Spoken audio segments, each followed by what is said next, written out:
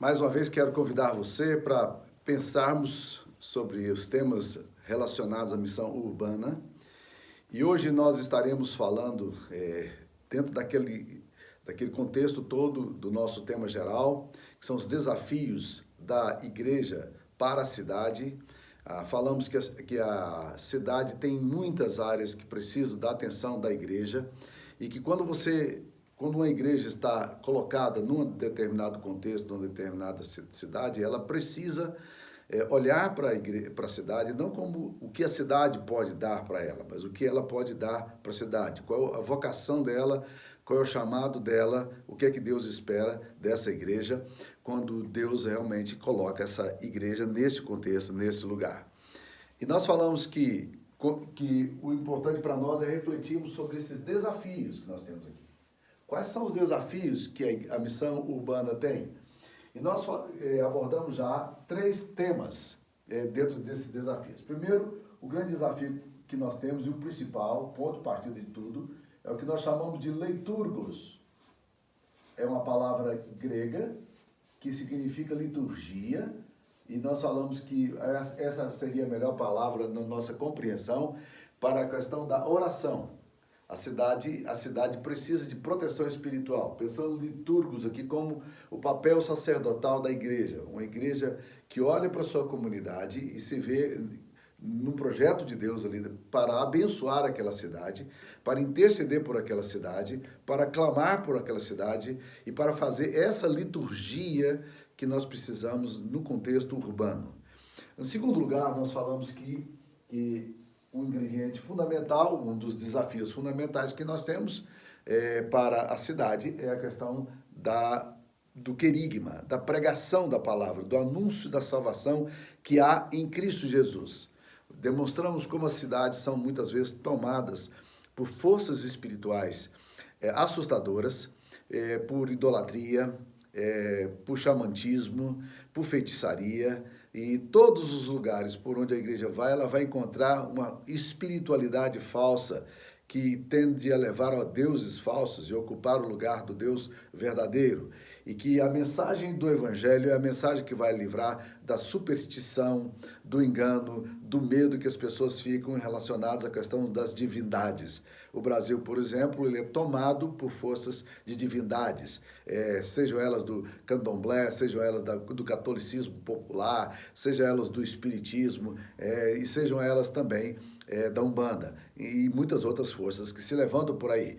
E dissemos também que a igreja, muitas ONGs, muitas autarquias, muitas sociedades da cidade podem realizar um papel de solidariedade, mas só a igreja pode anunciar a salvação. Então essa mensagem aqui é uma mensagem que só a igreja consegue fazer. Nenhuma outra entidade consegue fazer isso, porque não é papel de nenhuma outra entidade, isso é papel da igreja, de pregar o evangelho, de anunciar a salvação que há em Cristo Jesus. Em terceiro lugar, e você pode ver os vídeos anteriores que fiz, você entrando na questão da diaconia, que a igreja ela tem um chamado para a cidade, para diaconizar, para cuidar da cidade.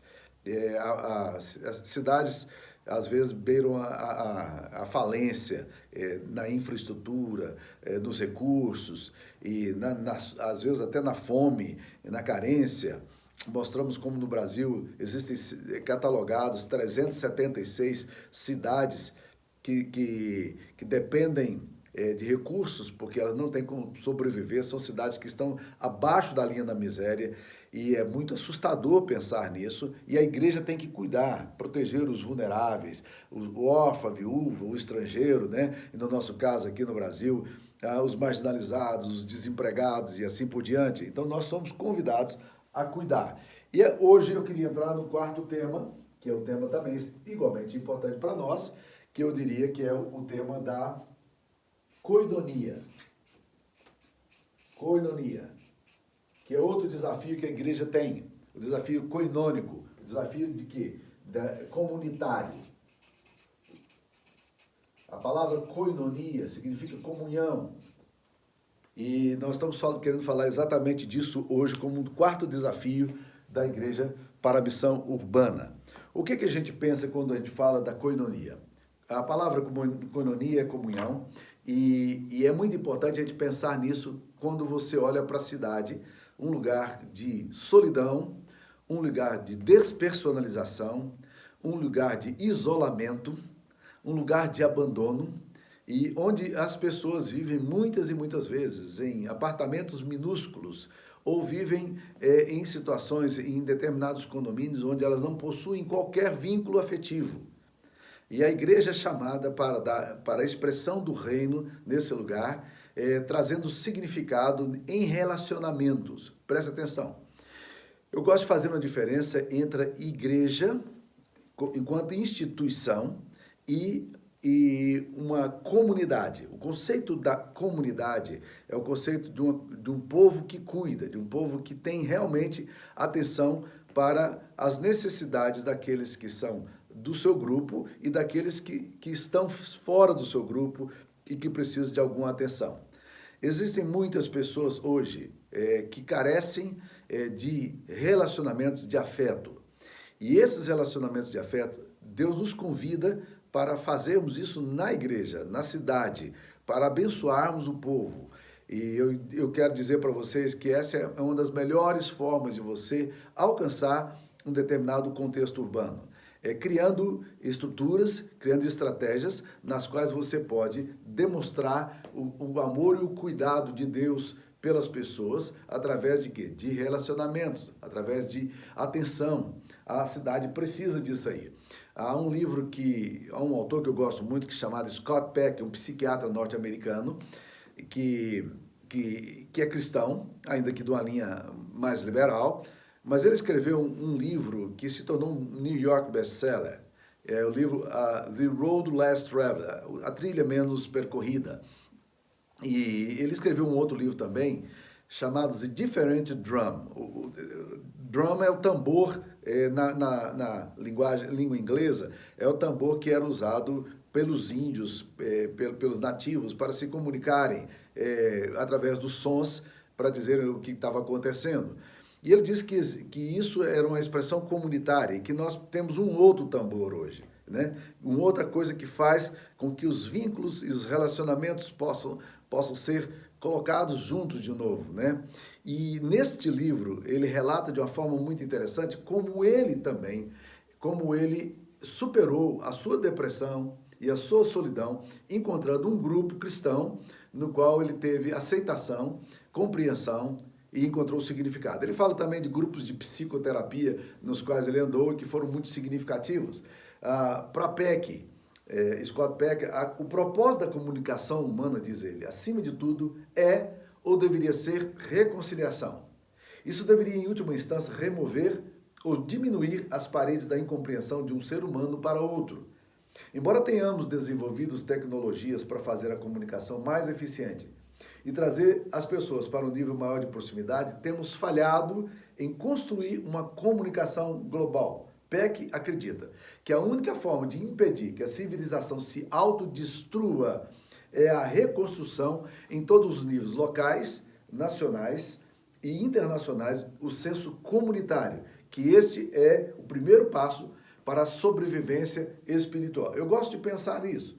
Nesse livro do Scott Peck, ele desenvolve os princípios de como as comunidades funcionam, como grupos de ação podem ser desenvolvidos, princípios de liderança, de amor, e como nós podemos começar a transformar a sociedade através de relacionamentos duradouros, relacionamentos significativos. Então, nós precisamos resgatar nas nossas igrejas o sentido de proteção comunitária, esse sentido coinônico, esse sentido de estarmos juntos.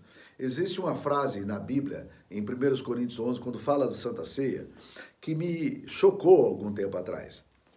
Diz lá: pois quem come e bebe sem discernir o corpo, come e bebe juízo para si. É muito interessante essa expressão, porque Paulo está dizendo, ele não está dizendo, quem come e bebe e cometeu algum pecado, ou quem come e bebe e está em pecado, come e bebe juízo para si. Ele não está falando disso. Ele está falando, se você participa da ceia do Senhor, mas você ainda não entendeu o princípio do corpo, se você não entendeu, você não consegue olhar para o seu irmão com cuidado, você ainda não consegue olhar para o seu irmão com significado, com compaixão, você você está comendo o juízo para si, ou seja, na verdade você está perdendo o chamado essencial do significado da ceia e do corpo de Cristo. Então nós, quando pensamos na cidade, nós temos que imaginar o seguinte: existem centenas de pessoas que vivem na cidade carentes de relacionamentos de significado.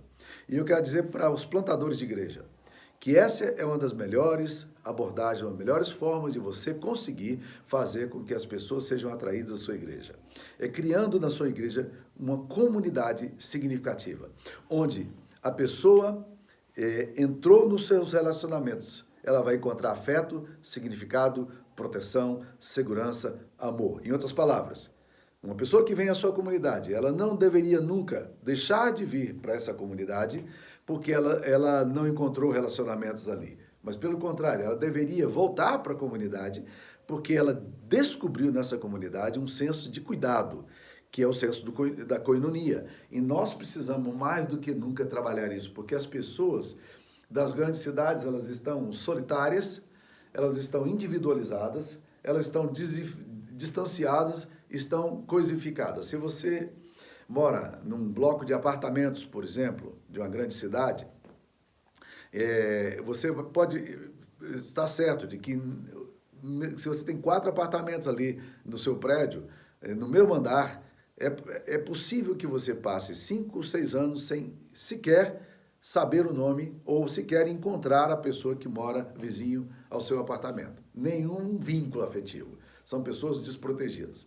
Imagine o poder da eficácia disso quando uma comunidade consegue fazer com que os relacionamentos se tornem significativos. Eu tive uma plantadora de igreja que foi morar numa cidade do interior do Maranhão, em Cururupu. Ela foi plantar a igreja ali. E o trabalho dela foi muito eficiente. Se eu tivesse 10 plantadores de igreja eficientes como ela, eu certamente buscaria recursos para plantar a igreja, porque ela era uma mulher extremamente eficaz, solteira, né?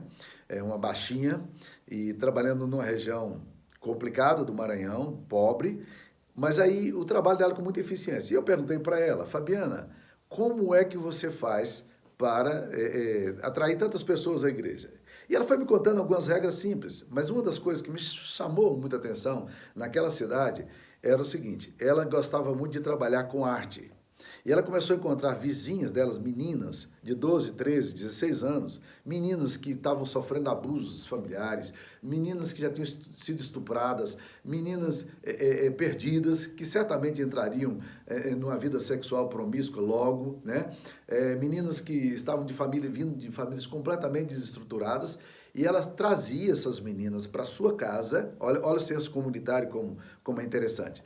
E ali, na sua casa, ela dava um chá para aquelas meninas, dava um café, um suco para aquelas meninas, ensinava as meninas a trabalharem com arte e estudava as escrituras sagradas e dava comida para aquelas meninas e falava do coração com aquelas meninas. Olha, o resultado foi, aquelas meninas encontraram Jesus ao encontrar a Fabiana.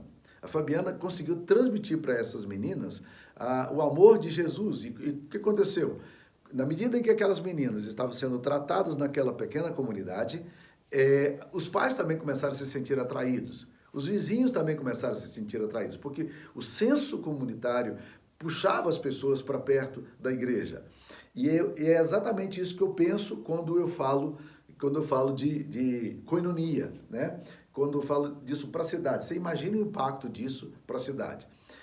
Um texto muito significativo que existe em Atos, quando fala da igreja primitiva, diz que a igreja primitiva, ela crescia dia a dia, e dia a dia o Senhor ia acrescentando os que iam sendo salvos, mas fala lá que a igreja vivia na doutrina dos apóstolos, a igreja vivia no partilhar do pão, a igreja vivia em oração, e faziam tudo em comum. É curioso, quando o derramamento do Espírito Santo acontece em Atos capítulo 2, versículo 1, que diz o seguinte: naquele dia estavam todos reunidos no mesmo lugar. Você imagina, presta atenção, todas essas expressões aí, todos, ideia de grupo, reunidos, ideia de aglomeração, no mesmo lugar. Tudo isso expressa O fato de que o derramamento do Espírito Santo se dá numa igreja que está vivendo em comunidade. Agora, voltando ao texto de Atos capítulo 2, quando fala do estilo de vida dos cristãos, fala que eles partiam o pão de casa em casa com alegria e singeleza de coração. Havia partilha, havia cuidado, havia proteção, havia comunhão. E a comunhão está tão presente ali, e o impacto da comunhão na cidade é perceptível na seguinte expressão. Diz assim: enquanto isso, acrescentava-se-lhes o Senhor dia a dia os que iam sendo salvos. O que o texto está dizendo é o seguinte, que a estratégia de evangelização para a cidade se dava através de quê? Através da atitude comunitária da igreja. A igreja precisa se preocupar em estratégias para alcançar a sua cidade. Como é que nós estamos fazendo em relação às nossas igrejas? As nossas igrejas, muitas vezes, elas assumem, elas vivem um aspecto mais institucional enquanto igreja. Nós somos mais formais na nossa abordagem, nós somos mais litúrgicos, e aqui não litúrgicos no sentido lá do primeiro desafio que nós colocamos, mas somos mais litúrgicos na nossa forma de ser, mas temos muito pouco cuidado, tem poucas expressões significativas, não estou dizendo que não há comunhão, mas poucas expressões significativas da coinonia. E nós precisamos resgatar isso. Há um tempo atrás, eu li um texto muito interessante do cara chamado Lowell Bailey. Ele escreveu um livro cujo título é 25 segredos para derrotar a crise de comunhão. 25 segredos. O que ele faz? Ele pega os termos gregos, os termos bíblicos, com a expressão uns aos outros, e ele começa a trabalhar tudo isso no Novo Testamento. E é interessante, porque muitas vezes a gente lê a Bíblia e passa despercebido a insistência das Escrituras Sagradas na terminologia uns aos outros. Aí ele fala de alguns aspectos muito interessantes sobre segredos para derrotar essa crise da comunhão. Ele fala, primeiro, os cristãos primitivos valorizavam relacionamentos.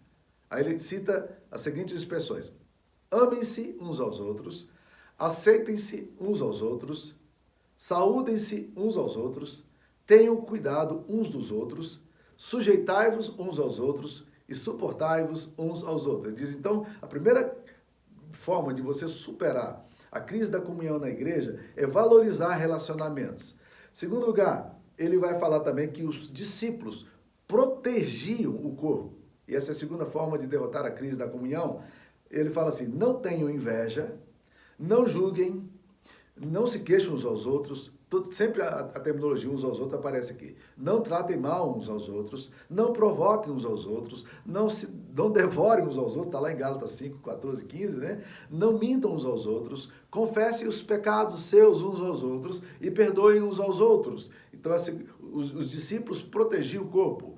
Bem, ele vai para o terceiro ponto. Ele diz assim, que os discípulos também, eles contribuíam para o crescimento uns dos outros. Aí ele vai falar do crescimento. Edifiquem-se uns aos outros, ensinem uns aos outros, encorajem uns aos outros, aconselhem uns aos outros e falem com cânticos uns aos outros. E em último lugar, Bailey coloca a seguinte afirmação: os discípulos serviam uns aos outros. Porque ele fala, ele pega o texto lá de 1 de Pedro, ministrem uns aos outros, levem os fardos uns aos outros, praticai a hospitalidade, sejam bondosos e orem. Veja só, como é que nós vamos derrotar a crise da comunhão na igreja? Igrejas são conhecidas por serem lugares, muitas vezes, indiferentes, apáticos, pouco atraentes em termos de comunidade.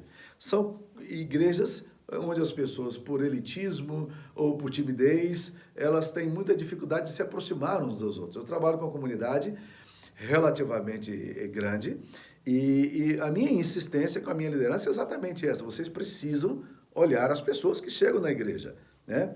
E a gente tem sempre uma atenção muito grande para cuidar das pessoas que estão se aproximando.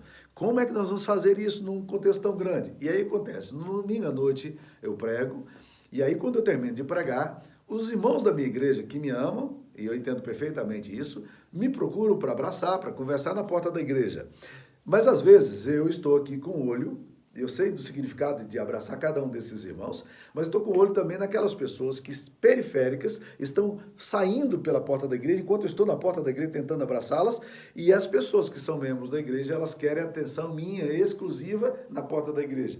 E às vezes eu crio uma situação até meio constrangedora, porque a pessoa vai passando, eu chamo a pessoa e cumprimento de onde você vem, tal, já conhece aqui o presbítero tal, já conhece o diácono tal, conhece a irmã tal aqui, né? Assim, tentando fazer pontes, ligando as pessoas para que as pessoas possam experimentar esse senso comunitário, esse senso de cuidado, esse senso de atenção, de que nós interessamos por você, nós estamos atentos a você. Uma outra forma extremamente significativa para transformar essa experiência comunitária em alguma coisa positiva, tem sido feita através dos pequenos grupos. Gosto muito de uma frase do pastor Zé João, lá de Manaus, que está na igreja dele, colocada em todo lugar.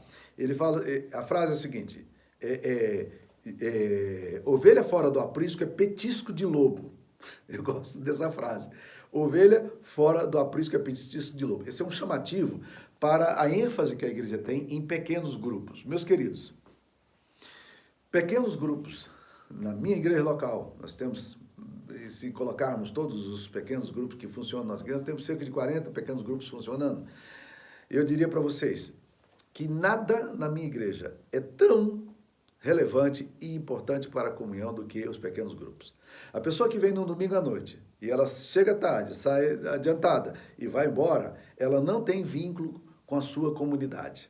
O resultado é que eu não tenho certeza de que essa pessoa, de fato, vai encontrar comunidade, amor, proteção, cuidado, porque ninguém está conectado a ela. Quando essa pessoa, porém, cai numa rede de relacionamentos ou num pequeno grupo, eu penso sempre de que aquilo que cai na rede é peixe. Caiu ali, meus queridos, aí esquece. Porque agora ela tem relacionamentos, agora ela tem o que eu chamo de koinonia. Agora sim, nós podemos falar de uma igreja que está cuidando, que está tratando, que está protegendo. Então, pensando aqui no quarto aspecto, falamos dos desafios aí, né? O desafio do leitúrgicos, da oração, falamos do desafio do querigma, pregação, falamos do desafio também da diaconia, do cuidado com os pobres, com os necessitados, e agora estamos falando da koinonia, que é esse cuidado, essa atenção que passa pela linha da afetividade na comunidade. Muitas pessoas na sua igreja não vão ficar porque o sermão seu é maravilhoso. Elas não vão ficar porque elas gostam do olhar do pastor, que é charmoso, ou a voz do pastor. Elas vão ficar na igreja e só vão permanecer porque se elas não encontrarem isso aqui, a primeira crise ela vai embora, elas só vão permanecer na igreja se elas encontrarem relacionamentos de afeto. Relacionamentos significativos, elas encontrarem cuidado, elas encontrarem atenção. Eu penso em termos de comunidade da seguinte forma: quando eu converso com alguém que chegou na igreja de uma forma tranquila, eu sento com essa pessoa para jantar, para almoçar, eu tenho a impressão de que essa pessoa nunca mais vai sair da igreja. Algum tempo atrás, Sara e eu, minha esposa Sara, nós começamos a fazer um projeto na nossa casa de convidar pessoas para que viessem tomar um lanche na nossa casa. Se há uma coisa que os crentes da igreja adoram fazer, é vir para a casa do pastor. E isso para nós também é uma coisa que se tornou uma espécie de liturgia. Todas as quintas-feiras à noite, nós separávamos esse tempo para poder convidar alguém que estava chegando na igreja para vir tomar um café com a gente. Rapaz, isso gera um profundo impacto. Conversei algum tempo atrás com um pastor Renato Duarte, que hoje está pastoreando a Igreja Presbiteriana Setor Sul, onde eu estou fazendo a gravação, e o pastor Renato Duarte era pastor ainda na Igreja Jardim Petrópolis, em Séries. E a igreja dele teve um crescimento muito significativo numa cidade muito pequena, cidade de 20 mil habitantes, que já tinha uma grande igreja lá. E eu perguntei para o pastor Renato, qual foi o segredo do acolhimento, do crescimento da sua igreja. E ele falou, olha, Deus deu graça, a misericórdia do Senhor esteve ali presente. Falei, não, mas como é que você trata as pessoas que chegam na sua igreja? E ele é um cara que é expert em preparar café. Aliás, ele está me devendo um café, viu, Renato? Se você ouvir esse vídeo aí, por favor, me convide. Ele te dá uma aula sobre café. Quando você vai na casa dele, tem 5, 6 maquininhas. Ele te dá uma aula de café, de tipos diferentes de café, a textura do café, o sabor do café, o cheiro do café e assim por diante. É uma experiência boa. E ele convidava, então, as pessoas que estavam chegando à igreja, depois do culto da noite, ele as convidava para ir para a casa dele para tomar um café e servia lá um pequeno bolo, alguma coisa, né, um pãozinho de queijo. E isso linkava as pessoas, juntava as pessoas em torno da igreja e criava relacionamentos mais significativos. Então, eu queria dizer o seguinte, como é que a sua igreja está pensando a vida comunitária? Sua igreja é uma igreja acolhedora? A sua igreja é amável? A sua igreja é hostil? Porque existem igrejas que são hostis. Você como pastor, você como líder, como é que você é em relação às pessoas que chegam à sua igreja? Uma ilustração que eu gosto de contar, e eu quero terminar aqui com essa ilustração, é muito significativa, é a seguinte, alguém já disse que as igrejas podem ser hostis aos visitantes, ela pode ser acolhedora aos visitantes, ela pode ser neutra, indiferente em relação aos visitantes. E um pastor me contou uma vez uma história que eu achei muito interessante. A história era a seguinte. Imagine que você preparou um jantar para um casal amigo seu.